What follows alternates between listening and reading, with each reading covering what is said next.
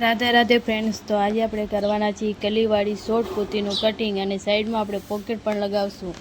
અને તેના માટે મેં અહીંયા ચિકન વર્કનો લેસ લીધો છે અને લેસ બહુ સરસ છે.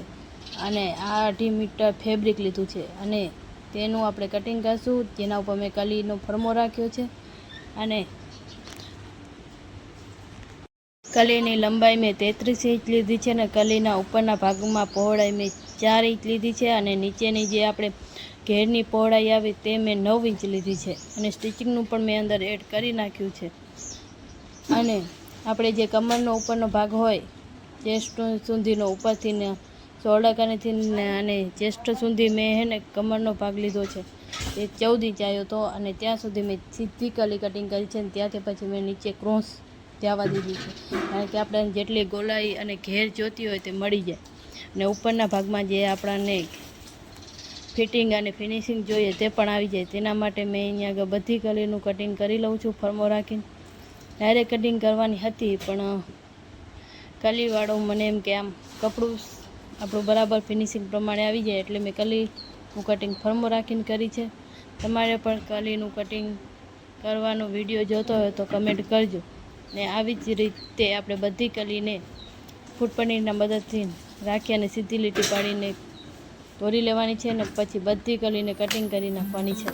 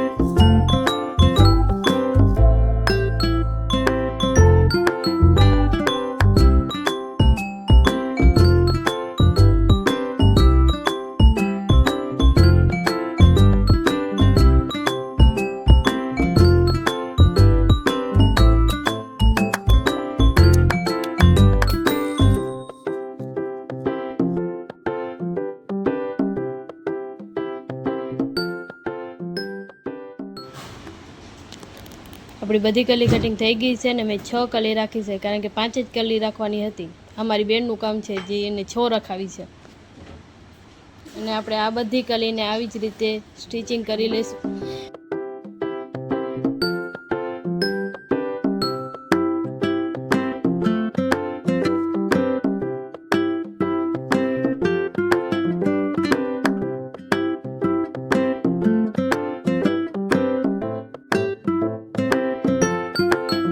આપણી બધી કલી જોઈન્ટ થઈ ગઈ છે ને હવે આપણે 3 ઇંચનું નેક રાખશું અને 3.5 શોલ્ડર રાખશું અને 6.5 આપણે બાય કાપ રાખશું.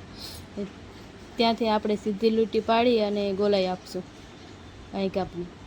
અને ચેસ્ટ આપણી 9 ઇંચ છે, તેમાં 1.5 ઇંચ પ્લસ કરી સ્ટિચિંગનો એડ કરશું અને ગોલાઈ બાય કાપમાં આપીશું. અને નેક લેન્થ મેં 7 ઇંચ રાખી છે અને વી નેક મેં ડ્રો કર્યો છે. અને ત્યાંથી પછી 1-1 ઇંચ સિલાઈ માટે કટિંગ કરવાનું છે, કારણ કે મારે અંદર લેસ લગાવવાનું છે. એટલા માટે હું અહીંયા આગળ 1-1 ઇંચ કટિંગ કરીશ અને તેની અંદર અડધો ઇંચની મેં માર્જિન રાખ્યું છે, એટલે આપણું 1 ઇંચ પ્રોપર આવી જાય કટિંગ કરી અને સ્ટીચમાં પણ. એવી જ રીતે આપણે કટિંગ લઈશું અને પછી આપણે કેનવાસ ઉપર આ જે નેક કટિંગ કર્યું હતું તેને પણ રાખીને દોરી લઈશું.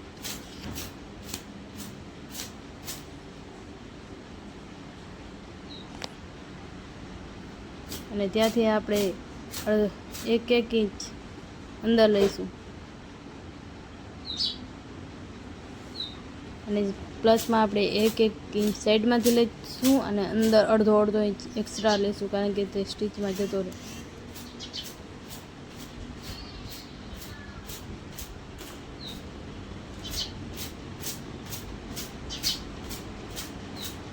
અને હવે તેને આપણે કપડા ઉપર પણ કટિંગ કરી લઈશું.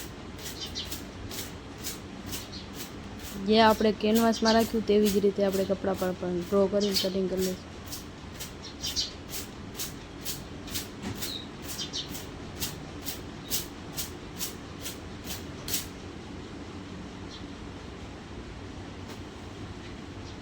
એવી રીતે આપણે બે પાર્ટ સામસામે રાખી અને તેના ઉપર કેનવાસ રાખવાનું છે અને તેનું સ્ટિચિંગ કરવાનું છે નેક પર. અને એક એક પોઈન્ટ દોરા જેટલું આપણે છે ને આગળ રાખી અને કેનવાસ ઉપર સિલાઈ લગાવવાની છે. અને નેક કટિંગ કરી અને તેની અંદર નનકા કટ આપવાના છે, જેથી આપણું ગળું ઇઝીલી પલટાવી શકે.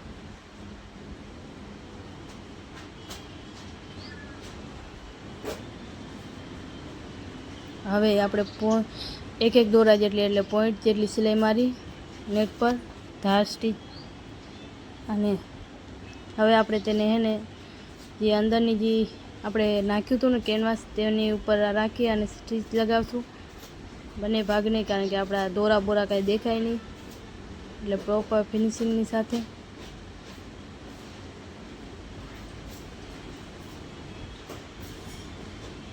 અને હવે તેના ઉપર અડધો ઇંચ રાખી અને પછી આપણે લેસ લગાવીશું, કારણ કે અડધો ઇંચ જે છે તે સ્ટીચમાં જતો રહે અને નેકમાં આપણા દોરા બોરા કાંઈ દેખાય નહીં તેના માટે. અને વી નેક આપણે જે કટિંગ કર્યું હતું તેમાં સિલાઈ લગાવીશું. તમારે ડાયરેક્ટ વી નેક શેપ નેક પર લગાવો તો લગાવી શકો છો, પણ પહેલાં સ્ટીચ લગાવી હવે ફિનિશિંગથી આપણે સિલાઈ લગાવીશું.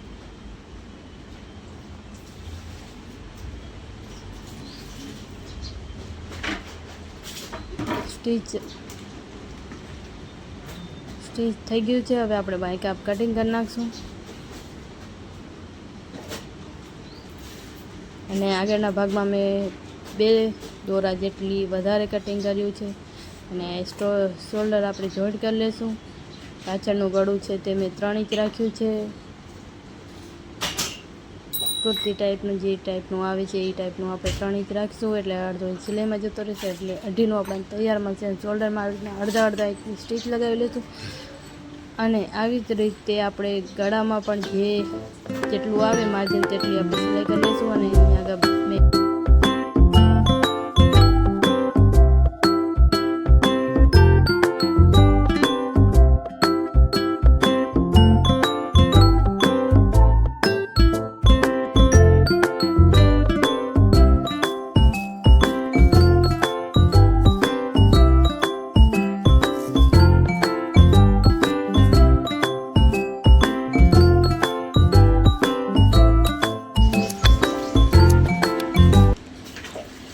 તો આપણી સ્લીવ લગાવીને અટેચ થઈ ગઈ છે. લેસ પણ લગાવી નાખ્યો છે. હવે આપણે તેમાં જે આપણો ફૂટ હોય જે પગો તેના પ્રમાણે આપણે સ્ટીચ લગાવી લઈશું. અને આપણે સ્લીવ અટેચ કરી લઈશું. સિલાઈ લગાવી લઈશું. આપણી સ્લીવ બરાબર પરફેક્ટ માપ સાથે લાગી ગઈ છે. અને હવે આપણે કરીશું ફિટિંગ માટે આપણે 1.5 ઇંચ જે એક્સ્ટ્રા રાખ્યું હતું તેના ઉપર આપણે સ્ટીચ લગાવી લઈશું. અને મેં સાઈડમાં પોકેટ પણ લગાવી છે, તેનો વિડીયો મારી ચેનલ પર છે, તમે જોઈ શકો છો ત્યાંથી. Thank you for watching my video. Tata, bye bye.